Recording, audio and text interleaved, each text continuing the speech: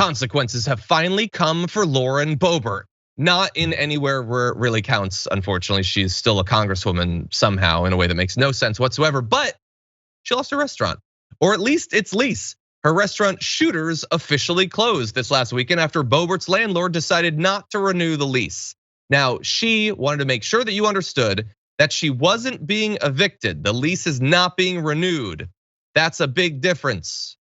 Sure, I like technical differences that don't mean anything. Sure, I like them as much as you do. Hey, we have something in common, Lauren Boebert. But in any event, the restaurant is out, which is good news for some. The landlord, probably. People who don't want explosive diarrhea, definitely. This is good news for you. No more Shooters. By the way, I want to give you a little bit of a history of this restaurant that Lauren Boebert managed, sort of. It came to fruition after Boebert spent time ministering to female inmates at Garfield County Jail. I can't think of anyone more qualified to do that than Lauren Boebert, considering her whole past and everything about her whole vibe. She said she wanted to give these women help and trade their shame for glory, which is actually literally what she has done. Anyway, the gun theme came when someone was allegedly beaten to death in front of Shooters, and Boebert's employees started asking if they could open carry for their own safety. Turns out that was a lie. The man ostensibly beaten to death, in fact, died of a methamphetamine overdose. It was not a violent crime. There was no reason to carry the guns. Like, they weren't asking for it. She just liked the idea of broadcasting to conservatives that she believes that guns are literally the best thing that has ever happened. And so they carry guns. That's it. According to her, most carry semi-automatics because that's what we practiced with, or whatever. So anyway, if you want to see people open carrying while serving food, you can probably still go to a lot of different red states, but not Shooters. She put up a sign to commemorate the end of the restaurant. Thanks for the support. Stay tuned. #Covfefe. That's mildly funny. I don't think she had anything to do with it.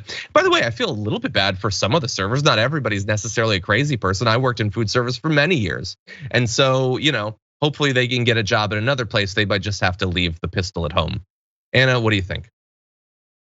I mean, I know there's a lot of people on the left who are, it's a good haha moment. I don't really care all that much. I mean, look, it was an irresponsible restaurant idea. The fact that it came to fruition in the first place tells you everything you need to know about our priorities in this country.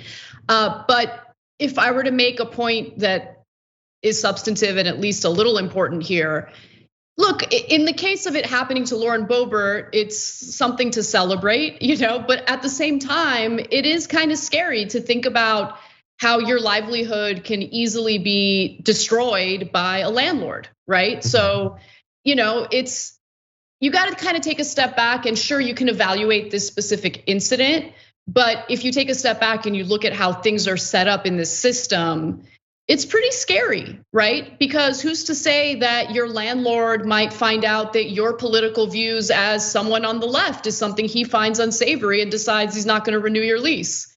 It's kind of scary, right? So that's just one thing that I wanna bring up in the context of this story. But overall, Lauren Boebert, along with her disgusting perverted husband, are the bane of our existence. Like they should have absolutely no power. And I don't know what it's gonna take to convince the people in her district that she's doing absolutely nothing for them.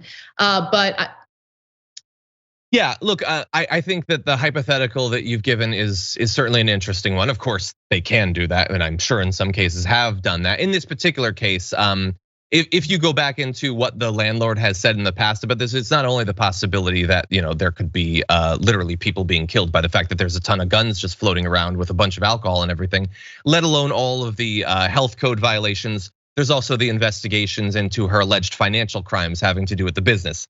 There's a lot of potential reasons why they might not want her to continue in that spot. But you make a very fair point.